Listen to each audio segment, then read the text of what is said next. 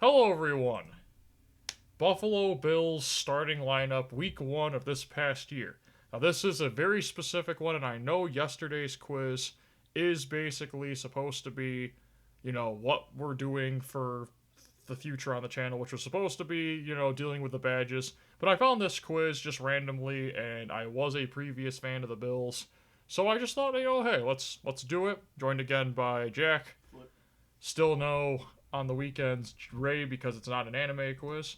But we're gonna do our best. Like and sub. Yeah, don't forget to hit the like button. Don't forget to subscribe. And so this is 24 starting lineup. Yeah, I know what you're probably thinking. If you know football, isn't there supposed to be 11 on both? So it'd be 22. Well, they include the kicker and the punter. So this just got that much more difficult. Now, just looking at this, I'm relatively certain I should be able to get a high grade on this. But you guys know us. The second I say that, we'll probably fail it. The average is a 15 out of 24, so it looks like Sporcle is about an average fan. Doesn't really know a lot about it. But let's just start it off. We're going to go from top to bottom, both sides, until we basically can't. So the first one, quarterback Josh Allen. I guess we'll talk about each player a little bit. This isn't really what we do in terms of, we're not like a podcast for sports, but if you guys know the Buffalo Bills, Josh Allen basically turned their whole team around. And then the rest of these guys were put in through draft and stuff and, free agency. Singletary, draft. I don't remember if he was a third-round pick, but I want to say he was in the draft. I know he's better than Zach Moss, though. Well, yeah, that one's an easy one. Then we got Diggs, basically their answer when people say number one receiver. Kind of underrated. Every time on Madden, I feel like he gets he gets the rating directly under where people think he should be. This one, unless you were watching them this year, you wouldn't know, but that's Emmanuel Sanders. He did good beginning of the season. Yeah, and then the end of the season he kind of trailed off, which I think was more of just them changing the offense to more Gabriel Davis, less Sanders. We got Beasley. We're not going to talk about it. We're not going to talk about Beasley. We got he was great on Dallas. Mm-hmm. Yeah. And we have Dawkins, who just has I flipped it. So Dawkins was the left tackle. The tight end is Knox. That's his name. Dawson Knox. Yeah, so Dawson. See what I did there? Okay. So Dawson Knox, fun fact, I'm pretty sure this is the guy out of Ole Miss. I don't think he had a single catch his entire college career, if I remember what they said about him. So him turning into what he's been with the Bills is actually pretty impressive. Left tackle, I think this was his first Pro Bowl season, even though he probably should have had the Pro Bowl multiple times in the past. Left guard, I believe, is John Feliciano. Yep. Okay, this guy a couple of years ago was really great, but this year he's been this last year he was ravaged with injuries. I don't think he's any longer with the team. Neither, though, is Emmanuel Sanders and Cole Beasley, so. Center is Mitch Morse. I think he just got a pay increase. Probably. Right guard is Cody Ford. Now, this one's an interesting one. He wasn't the starter, I think, after the preseason, so... I'm pretty sure in week 1, it was some mixture of Ryan Bates and Ike Bodiger. So, I don't know about that, but... And right tackle, I'm pretty sure it's not going to be Spencer Brown. No. It's Daryl Williams? Yep. So, another one, I'm pretty sure how their offensive line looked by the end of the year was that Daryl Williams played a little bit of right guard. Correct me if I'm wrong if you're a Bills, jersey stare or something like that, but I'm pretty sure Daryl Williams was playing right guard, and then Spencer Brown came in at right tackle because he was a rookie due to injuries to John Feliciano. So, and then kicker is Bass, who's underrated as all get out. And on the right side, and this is not even bias, okay? I was a Bills fan. I do still watch them because... They're the only football team you basically watch. Yeah. That's when I go watch the Jets. And then we have on the other side, well, we also, I mean, there are games like every once in a while we'll see a Rams game or something like that. And the problem is that given the time it usually is on at, we're just not Yeah, now the awake. Rams have released their best player. Who is that again? Johnny Hecker. Oh, yeah. He's gone. And then, okay, so defensive side of the ball. Now, Jerry Hughes is just incredible. Let's just get that out of the way.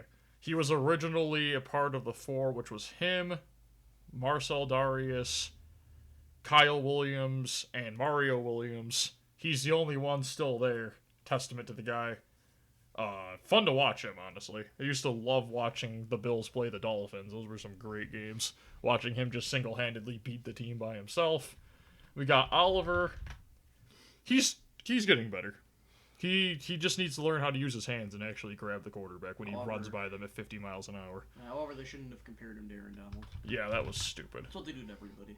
This is Star Lutalele, or Latulele. I'm gonna ruin his name either way. First name's Star though. This guy, it's that whole thing of you don't think he has that big of a contribution to the team until you watch them try to stop the run without him on the field. Then you're like, yeah, never mind. And we have Addison. The only time I don't remember Mario Addison for anything more than that miss on Kyler Murray that resulted in the stupid Hail Mary touchdown that I had to hear about every single day. So AJ Klein no longer with the team. He was good. He always got like a pick just randomly in games when he was coming in for the other guys, which is Tremaine Edmonds. Yep. And Matt. Yep. So every time AJ Klein would basically come into the game for these two, I feel like he always did good, but anytime he was actually starting, he was like mediocre. Yeah. So, and he's not even, I don't even know if you'd call him a starter, because the Bills play a lot of nickel. So, I believe that's nickel, or they do play a lot of like 5-2, which is 5 defensive linemen, 2 linebackers, and then they'll do 4 corners, or they do a lot of 4-2-5, so they can have more corners out. And there's a guy missing off of this. It's kind of sad, but Teron Johnson isn't on this list, and that stinks because he's on the field way more than AJ Klein is. Corner Levi Wallace. I have Levi Wallace ahead of their actual starting corner. That's interesting. So Levi Wallace is no longer with the team. He's now on the Steelers. I'm going to try to put his name down. Okay, so I knew how to spell his name. Just without the, I didn't know what like, if that was an apostrophe or something in the middle. But Tre'Davious White tore his ACL. Hopefully he's back this year and looks completely healthy like he was. Because he's honestly probably the Bills' best corner that they've picked up that's actually played well on the Bills. Because obviously there was Gilmore, but Gilmore didn't play up to his full potential until he went and played with Tom Brady, which is understandable, but at the same time, he had a couple of games. He had that one game where he caught the pick just running to the left and he just stuck his hand up and just snagged it out of the air one-handed. And then he had that game where he had 2 picks with a broken hand. He had that freaking club hand. He was just running around with a club, and he also had like a forced fumble on that game too. But Tre'Davious White has been interesting. I feel like his tackling's gotten better over the last couple of years, and honestly, he's just really funny to watch because he'll get picks every once in a while where he'll just stand up and his entire gear of his jersey will just be ripped half off because he just smashed his face into the turf to pick the ball off. It's like, hey, that's awesome. Okay, these two, Poyer and Hyde. Still, to this day, don't understand how those two came up on the same team. I'm pretty sure the story is Poyer lacerated his kidney or something like that. Ended up in the hospital. Hyde was disrespected by the Packers. And I'm pretty sure the only player on that entire team that knew how dumb they were was Aaron Rodgers. And, I mean, that's pretty obvious, though. And the Bills, during their rebuild, were just like, hey, look, Yeah, let's have you two come on the same team. I'm sure that won't work, you know. I'm sure they had a contingency plan just in case Poyer and Hyde wouldn't work on the same team. And then, honestly, the only person on the entire team that I feel like might need to just get booted. No offense. He had like a 10-yard punt this year. You watch somebody punt the ball 10 yards, and you're just like, pretty sure Tyler Bass could have done that. Like, I can go get Johnny Hecker. The Rams are released him.